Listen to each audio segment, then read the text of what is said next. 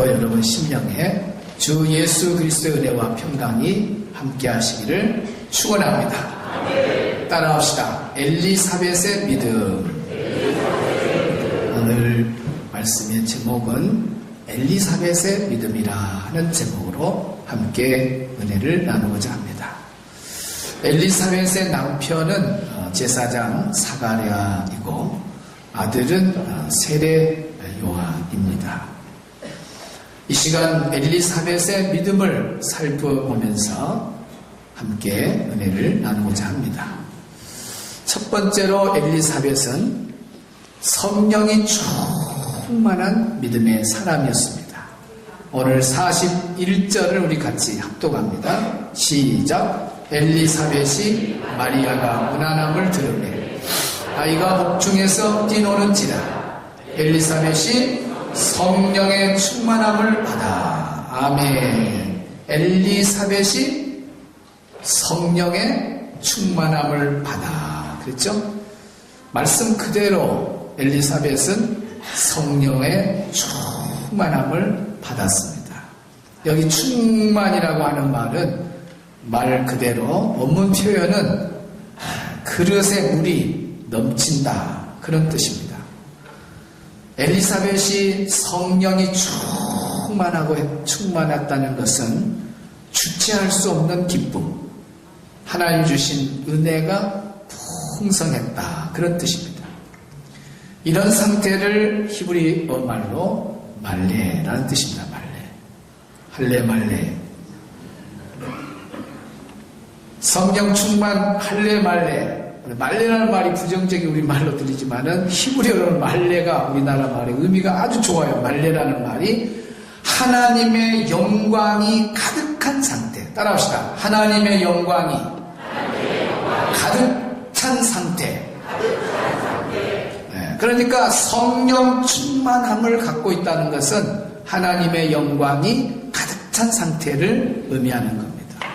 하나님의 영광이 가득 찬 상태는 바로 성령이 내 안에 충만한 상태를 말하는 겁니다. 엘리사벳은 자녀를 낳지 못했습니다. 가장 절망스러운 가운데서 가장 큰 축복을 받았는데 그것이 바로 성령의 충만함입니다. 신앙생활이라고 하는 것은 어떤 의지를 가지고 내가 노력해서 이루어가는 것이 아니에요.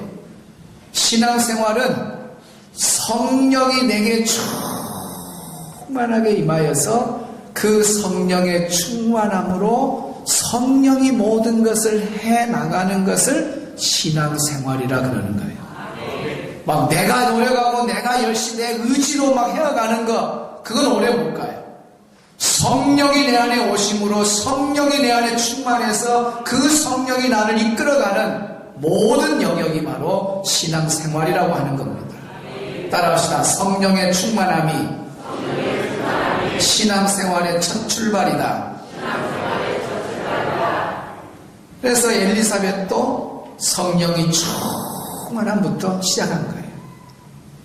초대교회 성도들도 마찬가지입니다. 그들의 신앙의 첫 출발이 성령의 충만함이에요. 사도행전 2장 4절에 보면 그들이 다 성령의 충만함을 받고 그랬어요.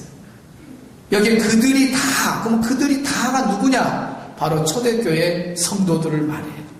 초대교회 성도들이 다 뭐 했다? 성령의 충만함을 받았다.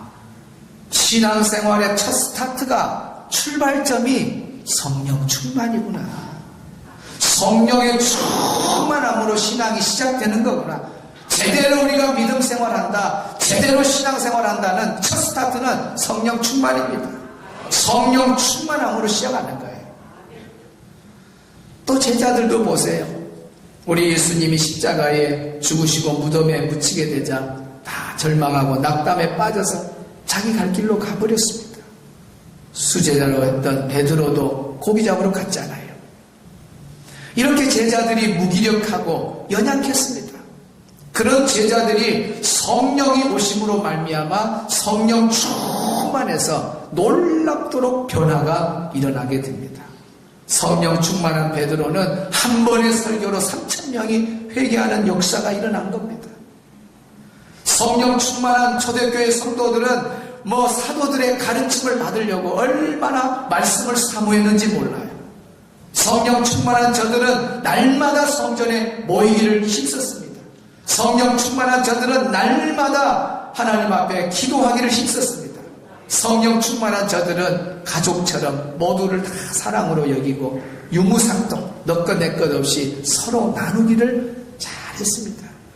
성령 충만한 저들은 하나님을 찬송하고 온 백성에게 칭송을 받았다 그랬어요. 이 모든 것이 다 성령의 충만함에서 오는 겁니다. 중요한 것은 우리가 바른 신앙, 참 신앙의 자리에서 바르게 서려면 반드시 성령의 충만함을 받아야 된다는 겁니다. 성령 충만하지 아니하면 저 사람이 언제 어떻게 될지 아무도 알 수가 없는 거예요. 베드로를 보면 잘 압니다. 베드로가 성령 충만함 이전의 삶과 성령 충만함 이후의 삶이 완전히 달랐습니다. 성령 충만 전에는 계집 종에게도 그 여종에게도 벌벌벌 떨었어요. 얼마나 나약했는지 몰라요. 아이고 저분도 예수님하고 함께 하신 분이구만. 그러니까 그 말 들으면 그래 내가 예수님 제자다. 나 예수님과 함께 했다. 어떨래? 이렇게 나와야 돼. 아니에요. 나 그분 모른다고. 나 그분 모른다. 예수님 나 모른다고.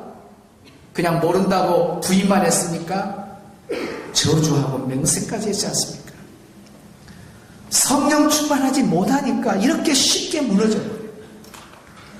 그러던 베드로에게 성령이 충만하니까 완전히 이전 사람하고 달라져 버립니다. 당당하게 많은 사람들 앞에서 예수님을 선포하는 전도자로 바뀌어버립니다. 칼도 무서워하지 않습니다. 창도 무서워하지 않습니다. 감옥에 끌려가는 것도 무서워하지 않습니다. 죽음도 조금도 두려워하지 않습니다. 베드로를 이렇게 만든 근본 원동력은 다른 거 아니에요. 바로 성령의 충만함입니다. 그래서 베드로는 성령의 충만함으로 마지막까지 주어진 사명을 잘 감당하는 것을 보게 됩니다. 신앙생활은 성령 충만. 왔다 갔다 교회 왔다 갔다 아니. 취미생활로 예수님 믿어도 큰일 납니다. 취미생활로 교회를 오고 가는 것은 신앙생활이 아니에요. 진짜 신앙생활은 성령 체험이 있어야 돼요. 성령의 충만한 기름 부음이 있어야 된다 그 말이에요. 성령 충만하면 빼놓을 수 없는 유명한 이야기 하나가 있습니다. 감리교 창시자 요한 웨슬러의 이야기입니다. 그의 일기장에 이런 글이 실려 있습니다. 1738년 5월 24일 아침 그는 루터의 로마서 주석을 읽고 있었습니다. 9시 15분경에 그는 지금까지 경험하지 못한 그 뜨거움을 체험하게 된 거예요. 이건 영적 체험을 하신 분들만 알 수 있는 거예요. 제가 저쪽 조립식 교회에 있을 때 전국 교사 컨퍼런스를 우리 교회에서 할 때에 어느 목사님이 자매 몇 명을 데리고 왔어요. 근데 그 자매들이 얼마나 말씀을 사모했는지 몰라요. 그래가지고 정말 너무 뜨거워서 잠을 못 자겠다고 그 자매들 다 똑같이 양말을 벗어버렸더라고요. 그 겨울이거든요. 근데 목사님 기도 한번 해주세요. 말씀을 너무 강하게 받은 것 같습니다. 지금도 생생하게 그 기억이 남아있습니다. 웨슬러가 지금 말씀을 읽다가 성령의 엄청난 체험을, 뜨거운 체험을 해요. 그의 당시에 일어난 일들을 이렇게 표현해놨습니다. 내 마음이 이상하게 뜨거워지는 것을 경험하게 되었고 내 죄를 다 사하시며 죄와 사망에서 구원하신다는 것을 확신하게 되었다. 뜨거움이 오면서 이제 예수님 그 보배로운 피로 내 모든 죄가 다 용서됐구나. 나는 지옥 갈 인생이고 사망에 영원히 놓여야 될 인생이지만은 예수님의 그 십자가의 보혈로 말미암아 이제 나는 천국 가는 하나님의 자녀가 되었구나 하는 확신이 딱 들더라는 거예요. 이것이 바로 성령 체험이 됩니다. 웨슬러는 자기 일생에 이런 체험을 처음 한 거예요. 너무너무 그 뜨거움을 견딜 수가 없어서 밖으로 뛰쳐나가서 복음을 전하게 됩니다. 그리고 서는 곳마다 나는 이런 체험이 있었다라고 간증하면 그의 간증을 듣는 사람들의 마음이 동시에 뜨거워졌다는 겁니다. 이러한 성령의 운동이 크게 번져지면서 오늘의 감리교를 이루게 되었고 부패와 타락으로 기울여져 가고 무너져 가던 영국을 구원하게 된 것입니다. 성령의 충만함이 이렇게 위대한 일을 하게 되는 겁니다. 사랑하는 성도 여러분, 엘리사벳은 성령 충만했습니다. 엘리사벳만 그럽니까? 초대교회 성도들도 성령이 충만했습니다. 우리 예수님의 모든 제자들 그리고 웨슬러도 성령의 충만함을 받았습니다.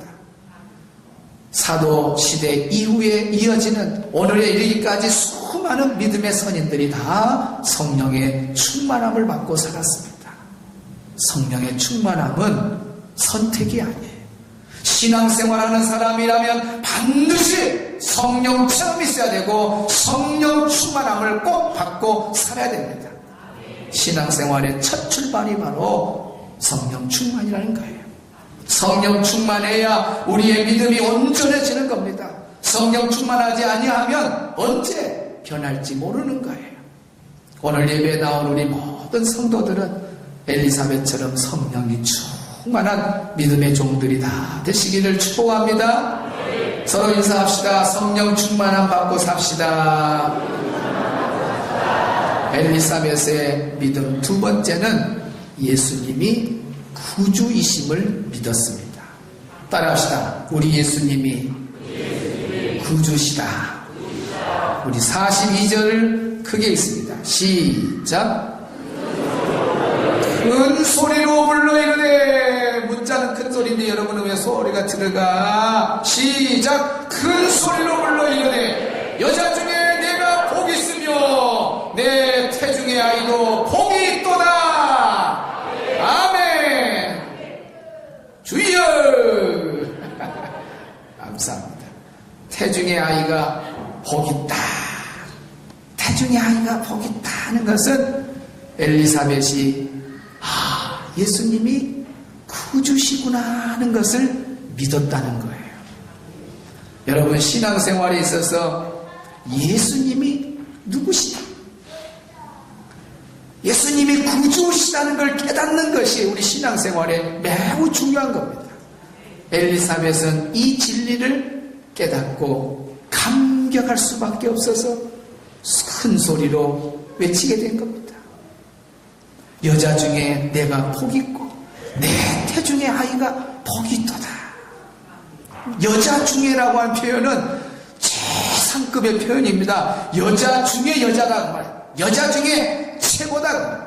여러분들이 아무리 멋부리고 그래도 마리아 못 따라가. 마리아는 벌써 성경에 엘리사벳이 그대여 그대는 여자 중에 최고다 그랬습니다. 왜 마리아를 향해서 여자 중에 최고라고 소리쳤느냐? 그 태중에 있는 아이가 보통 아이가 아니에요. 배불렀다고 모든 아이, 그 여인들의 뱃속에 있는 아이들이 다 똑같은 아이가 아니다. 엘리사벳을 딱 보니까 놀란 거예요. 마리아의 태중에 있는 아이가 예수님이신 걸 알았어요. 우리의 구주이신 것을 보았기 때문에 감격한 겁니까? 보통 사람 여인들의 뱃속에 아이 것들하면 뭐 하려고 엘리사벳이 큰 소리로 말하겠습니까? 아이고 아들인 것 같네, 뭐 딸인 것 같네, 그 정도. 아이고 걷는 태가 이쁘, 이 정도 말하고 어찌 입덧은 안 해? 이런 말하고. 그러면 관심을 얼마나 갖겠어요? 여러분의 지나가는 배불러 있는 여인들한테 여러분이 얼마나 관심 가져요? 왜요? 너배나 나배나 니배나 나배나 똑같은 사람 나올 건데 뭐 관심 안 가잖아요. 그런데 엘리사벳은 아니요. 큰 소리로 오, 여자 중에 네가 최고다. 태중에 있는 아이가 복이 터다. 그 태중 안에 있는 아이는 우리와 달라.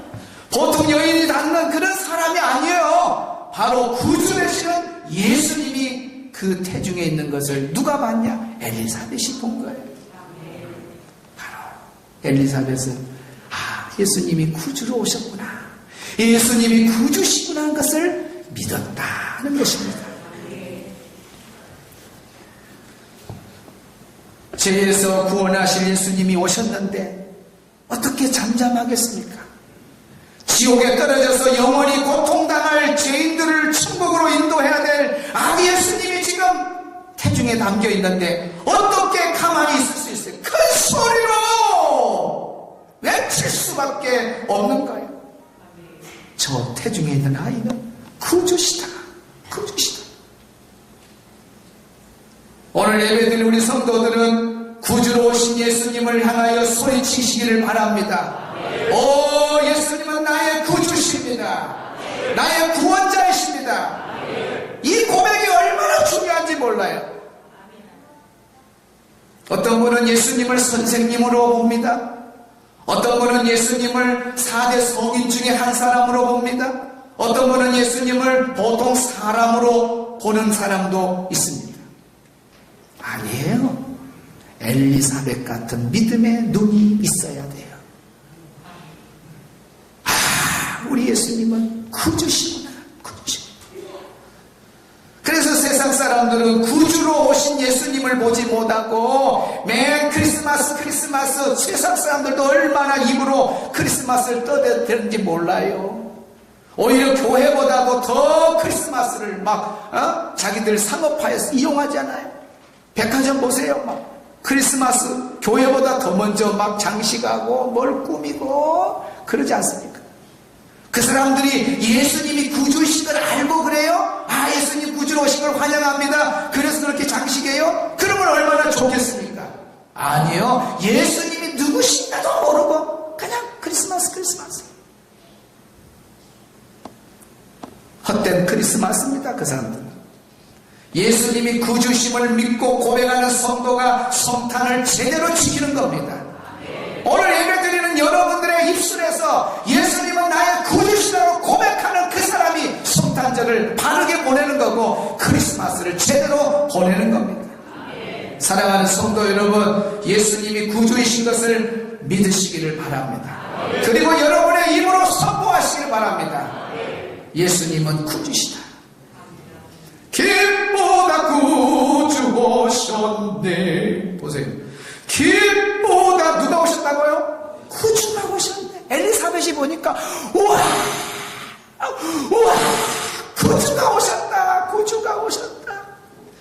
구주가 안 오셨으면, 예수님 안 오셨으면 저와 여러분은 희망이 없는 인생이요. 아무리 땅에서 뭐 대단한 일을 했다 해도 나중에 죽으면 다 지옥 가요. 구원받을 사람 한 명도 없어요. 예수님 없이 누가 천국 갈래요? 아무도 못 가요. 소리칠 수밖에 없고 감격할 수밖에 없는 것은 구주 되신 예수님이 오셨기 때문에 소리치는 거예요.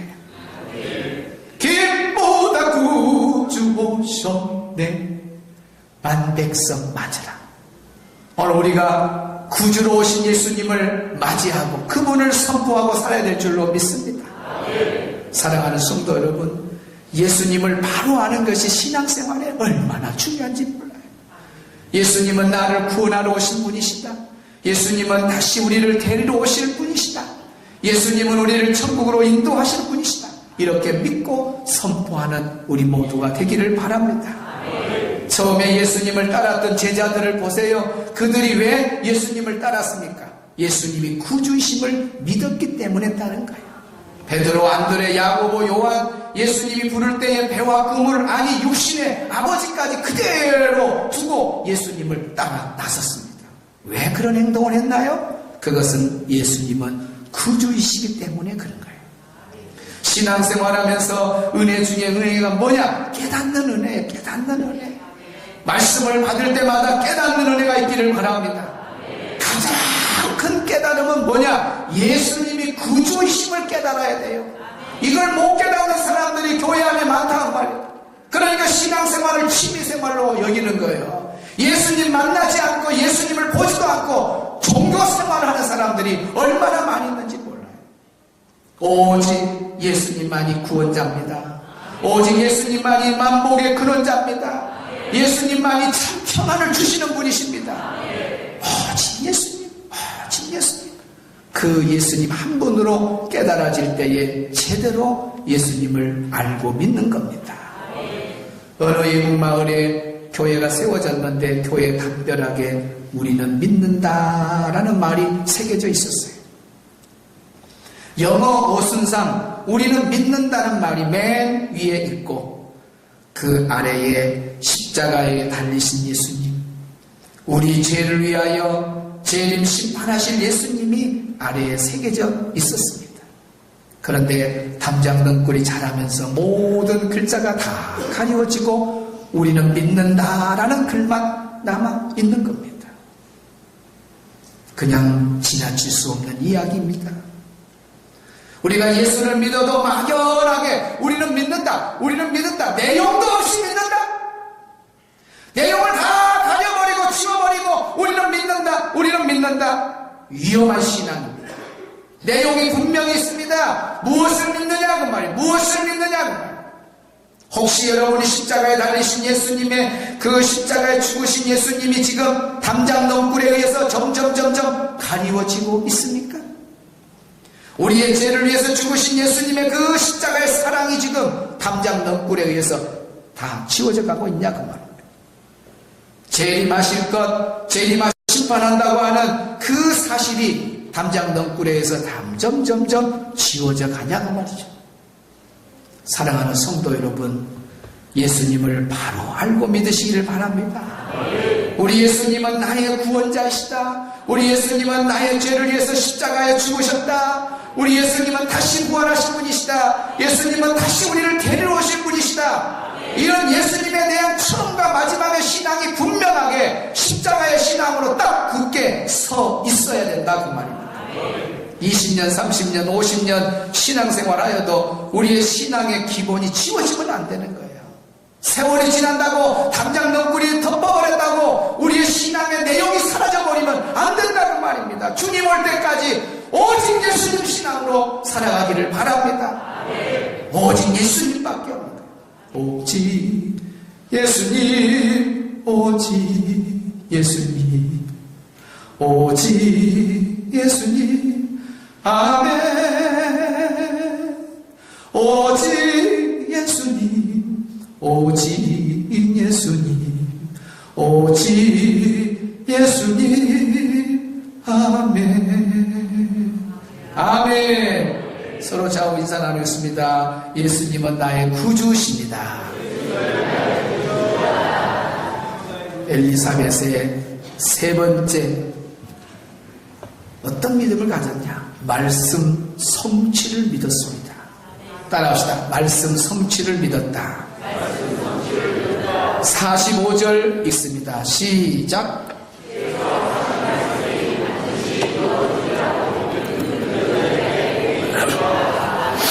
아멘. 주께서 하신 말씀이 반드시 이루어진다. 엘리사벳이 주께서 하신 말씀을 그대로 믿은 거예요.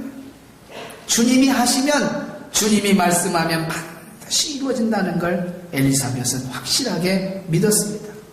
적용적으로 말씀하면 말씀의 예언은 반드시 이루어진다. 그런 뜻입니다. 우리 손에 쥐어진 성경은 한마디로 예언서입니다. 이 모든 예언이 99.9%가 이루어지고 있습니다. 성경 곳곳에 예수님 모신다, 예수님 모신다 예언했는데 그대로 성취되잖아요. 우리 예수님 십자가에 죽지만 다시 살아난다 말씀 그대로 예언했으니까 말씀 그대로 예수님은 살아나셨잖아요. 이제 재림 하나 남았습니다. 반드시 이루어집니다. 그날과 그 시는 아무도 몰라요. 그러나 확실한 것은 반드시 우리 주님, 우리를 데리러 오십니다. 이 사실을 확고하게 믿는, 말씀이 100% 성취된다는 걸 믿는 믿음이 있어야 돼요. 한국에서 최초로 전 성경을 주석한 박윤선 박사는 성경 전체를 주석하고 연구하면서 보니까 초림 예수님이 이 땅에 와서 죄인들을 구원한다고 하는 그 초림, 예수님이 이 땅에 오신다고 하는 예언이 350번이 기록되었더래요.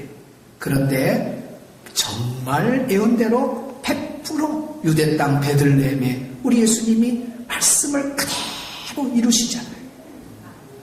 기록된 대로, 예언한 대로, 말씀하신 대로 이루어진 거예요. 그런데 재림이라고 하는 것은 예수님 다시 오신다고 하는 예언은 봤더니 1560회가 예언이 됐더래요. 그러면 이루어질까요? 안 이루어질까요? 아니 350번 예언도 이루어졌다니까? 350번 예언도 정확하게 유대 땅 베들레헴에 예수님이 딱 오신 거예요. 그러면 다시 오신다. 예수님 다시 오신다. 프란체스코는 예수님 재림 없다고 교황이 그렇게 말했잖아요. 그런다고 예수님 재림이 없어요? 사람의 말을 우리가 믿어야 돼요? 아니 하나님의 말씀을 우리가 믿어야지. 그것도 1560회나 예수님 다시 오신다, 예수님 다시 오신다, 예수님 오신다 이런 엄청난 징조와 예언 여러 가지가 다 반복해서 예수님 오신다고 하는데 왜 안 이루어져요? 여러분 예수님 다시 오신 걸 꼭 믿으시길 바랍니다. 좌우 옆 사람 인사 나눕니다. 말씀은 반드시 이루어집니다. 의심하지 마세요. 그것도 막 인사하라고. 의심하지 마. 엘리사벳이 외칩니다. 주께서 하신 말씀은 반드시, 사람이 했던 말은 이루어지고 이루어지지 않는 일도 있어요. 그러나 주께서 하신 말, 엘리사벳이 정확하게 선포하잖아요. 주께서 하신 말씀은 반드시 이루어진다. 하나님이 말씀하시면 반드시 이루어진다. 반드시 이루어진다. 이걸 보고 믿음이라고 그래요. 말씀이 그대로 이루어지는 것을 믿는 것을 우리는 믿음이라고 그래요. 그래서 피스티스라는 말이 확신, 견고하다, 확고하다 그런 뜻입니다. 믿음은 말씀 위에 굳게 세워져야 바르게 세워지는 믿음인 겁니다. 말씀을 벗어난 믿음은 바른 믿음이 아니에요. 왜 엘리사벳의 믿음이 훌륭한가? 말씀이 성취되는 걸 그대로 믿었다. 말씀 위에 흔들림이 없어요. 확고하게 신앙이 딱 서 있잖아요. 견고한 진을 말씀으로 딱 친 거예요. 그래야 끝까지 믿음을 유지하는 거지, 말씀이 아닌 다른 것을 의지하게 되면은 결국 신앙은 흔들리게 돼 있어요. 우리의 믿음이 처음보다 약해질 때, 때로는 부족한 그릇이 될 때에 가장 중요한 특징은 흔들림이 온다는 거예요. 그 흔들림이 거세고 심해지면 결국 무너지게 되는 거예요.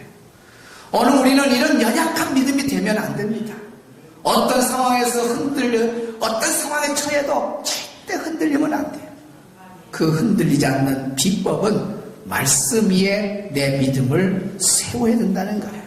말씀을 붙잡고 말씀으로 견고한 진을 딱 치고 있을 때에 믿음의 최고봉을 오르고 있는 겁니다. 한마디로 말하면 신앙은 말씀 신앙이 되어야 무너지지 않는 거예요. 따라합시다. 말씀 신앙. 말씀 신앙. 그런데 어떤 분들은 신앙생활하면서 말씀을 붙잡고 죽고 살아야 되는데 그러지 아니하고 사람 붙잡고 믿음 생활을 해요. 이 사람이 뭐라고 이 사람 어떤 엄마, 동네 엄마들 그러잖아요. 애들 키우면서 옆집 엄마가 무슨 학원 좋단다고. 그래. 아니야, 이쪽 학원 좋게. 그래. 자기 교육 방법이 없어. 그래가지고 동네 아줌마가 만나서 이 사람 말하면 그리 가고 그러다가 애 교육 다 망가뜨리잖아요. 오직 우리 신앙생활은 말씀밖에 없습니다. 말씀이 기준이에요. 사람 붙잡으면 그 사람 무너지게 돼 있어요. 어떤 사람은 자기 기분, 감정을 붙잡고 신앙생활해요. 기복이 얼마나 심한지 몰라요. 그냥 금방 에베레스트산 정상 올라갔다가 언제는 그냥 툭 떨어져 갖고 저 밑에 바닥에서 헤매고 있고, 기분에 따라서 신앙생활하는 사람이 있어요. 이런 사람도 믿음이 금방 무너져요. 어떤 사람은 환경을 의지하고 신앙생활, 환경 무너지면서 다시 무너져요. 우리의 신앙생활은 말씀밖에 없습니다. 말씀을 그대로 먹고 그 말씀대로 살면은 절대로 흔들리지 않아요. 그래서 말씀 신앙이 최고라고 하는 거예요. 말씀 중심의 신앙이 우리를 천국까지 잘 가게 하는 거예요. 말씀 중심의 신앙이 봉사를 끝까지 가게 하는 거예요. 말씀이 아닌 은사, 말씀을 벗어난 봉사, 말씀이 벗어난 열심 다 잘못되잖아요. 말씀이 그렇게 중요한 겁니다. 오늘 예배드린 우리 모든 성도들은 엘리사벳처럼 하나님의 말씀으로 무장된 믿음이 되기를 축원합니다. 말씀대로 살고 죽는 그런 믿음이 되기를 바랍니다. 말씀 위에 굳게 세우세요. 믿음을. 저는 그래요. 아직 말씀 붙잡고 저분이 이런 상황이면 무너지고 저 사람이 이런 상황 무너질 정도 되는데 변함없어. 어제나 오늘이나 작년이나 오늘이나 자기 자리 지키면서 변함없이 신앙생활을 잘하는 성도들이 있어요. 그런 성도들은 저는 한마디로 뭐라고 응원하냐? 따봉이라 그래요. 뭐라고요? 따봉이라고. 제가 식당에 가서도 열심히 일하고 있으면 일일이 못 만져주면은 이러고 가잖아요. 전체를 향해서 이러고 가잖아요. 그러면 우리 목사님 따봉하고 가셨구나. 그렇게 알면 돼요. 내가 인사도 항상 이러잖아요. 이러잖아요. 뭐라고? 따봉. 이 말이 어디서 나왔냐? 델몬트 선전에서. 브라질에 가가지고 오렌지가 많지만은 그 오렌지 중에 제일 맛과 향이 제대로 되어 있는 최고의 오렌지를 만나면 거기에 매니저가 뭐라고 말해요? 따봉. 그래요. 그 따봉이라는 단어가 브라질어입니다. 브라질어. 뜻이 뭐냐? 최고다는 말이에요. 매우 좋다. 최고다. 매우 좋다. 따봉 그러니까 워낙 우리나라 사람들이 쓰니까 한국말인 줄 알았더니 알고 보니까 브라질어도 막 따봉이라는 단어가 그대로 브라질어예요. 따봉. 정말 잘하면 따봉. 따따가 붙지. 그런데 말씀이 아닌 자기 판단으로 자기 마음대로 신앙생활하는 사람을 나는 뭐라고 말하냐? 나이롱뽕이라 그래. 나이롱뽕의 삶은 아무것도 아닙니다. 여러분, 우리 인생 길지 않습니다. 여기서 30년, 50년 지난 다음에 여기에 살 사람이 과연 몇 명이나 되겠어요? 젊은 사람 빼고는 웬만하면 50년 안에 여기 다 갈 사람들만 있습니다. 인생이 짧아요. 제가 인생을 80으로 잡아라 그랬잖아요. 80으로 잡아도 보니까 80에서 90 사이에서 가요. 그런데 그 인생을 나이롱뽕으로 살면 되겠어요? 여기저기서 따봉 지사님 따봉 멋있어 따봉 성도님 따봉 이런 말 듣고 말씀 위해서 제대로 신앙생활하다가 천국 가야 상이 있지. 엉망으로 살다가 주님이 오셔서 결산하자. 내가 너에게 맡긴 사명 있잖아. 잘했냐? 한번 결산하자. 그랬을 때 책망 받으면 되겠어요? 나중에 후회하면 손해밖에 없습니다. 오늘 예배드린 우리 모두는 내 신앙을 감정의 기분에 따라서 하는 것이 아니구나. 말씀 위에 세워서 말씀대로 살아야 되구나. 하나님의 말씀이 내 신앙의 기준이구나. 말씀은 반드시 이루어지구나. 말씀 위에 세워지는 그런 멋진 신앙이 되기를 주의 이름으로 축원합니다. 할렐루야. 좌우 옆 사람 인사 나누겠습니다. 성도님은 따봉입니다. 오늘 설교 마치고 일부 예배에 오신 성도님들이 나갈 때 뭐라 줄 아세요? 목사님 따봉입니다. 따봉입니다. 오늘 인사가 따봉이었어요. 따봉. 모두가 다 따봉의 인생이 되기를 바랍니다. 빨리 이렇게 말을 길게 하면 늦게 나온다는 신호요. 빨리 나는 1초도 공백 없이 착 설기를 원하고 있는데 오늘 왜 그리 복잡한 데 들어가 있냐. 좀 여기 화나네. 앞으로 이거 무릎 꿇고 예배 드려야겠다. 연세중앙교회 봐봐봐. 무릎 탁 진짜 찬양합니다. 바로 마이크 잡고 음악이 나오잖아. 숨 쉴 시간 공간 있으면 안 돼. 찬양합니다. 박수 치면서 주의 말씀하시겠습니다.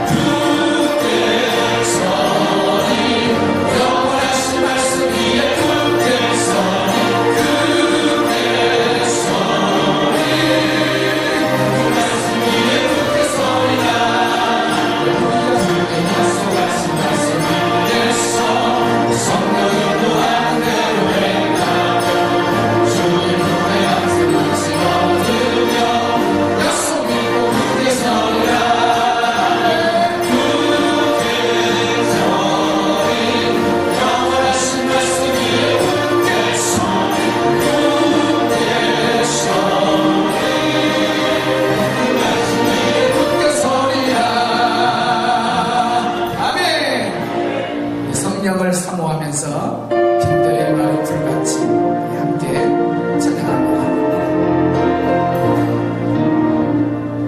빈들의 마을 불같이 시은 나의 영혼 주님이 약속한 성령 우리 주님께서 마지막 때 모든 사람에게 성령을 부어준다고 약속했습니다. 기다리면 됩니다. 간절하게 사모하세요.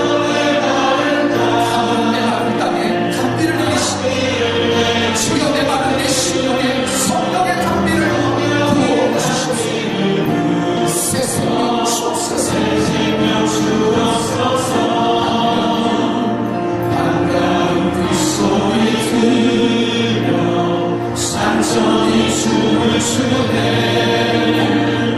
몸위로 내리면서 내게 주시옵소서. 내게 성령을 부어주소서. 나의 단비를 내리시 신앙생활에 집중하는 성령 성령의 단비를 이 시간에 생명 주옵소서. 철가락으로를 내려 종이 부서가니 갈급한 내 심령 성령을 부으소서. 엘리사벳의 모든 성령 나 안에서 내려주시는 성령 오늘 나에게 주시옵소서. 신앙생활에 집중하는 성령 충만입니다. 우리 모든 성령에게 성령으로 기름 부어 주시옵소서. 할렐루야. 반드시 사랑의 영향 어디 숨이 사로랴 오늘의 흡족한 은혜 주신 주 믿습니다. 내 마음 가운데 단비를 내리시는 성령의 단비를 부어 내 생명 두 손 가슴에 이렇게 벌리고 감으로 내 마음 가운데 성령을 사모하세요. 단비를 내리시는 성령의 단비를 부어 새 생명 주옵소서. 감으로 내 마음 가운데 단비를 내리시는 주님 성령의 단비를 부어 새 생명 주옵소서. 오늘 말씀을 생각하면서 우리 함께 기도하는 시간 갖기를 원합니다. 엘리사벳의 믿음은 성령 충만한 믿음이었습니다. 예수님이 구주이신 걸 믿었습니다. 말씀 성취를 믿는 말씀 위에 세워지는 믿음이었습니다. 오늘 우리 모두가 성령 충만을 사모하는 시간 되기를 바랍니다. 성령 충만하면 예수님이 구주신 것도 믿어지게 되고 성령 충만하면 말씀 위에 세워지는 믿음을 소유할 수 있습니다. 이 시간은 성령 충만을 사모하세요. 엘리사벳도 성령 충만했고 초대교회 성도들도 제자들도 그리고 제자들 이후로 지금까지 수많은 믿음의 성인들이 다 성령 충만했습니다. 신앙생활은 취미생활이 아니에요. 종교생활이 아니에요. 교회 왔다 갔다 안 돼요.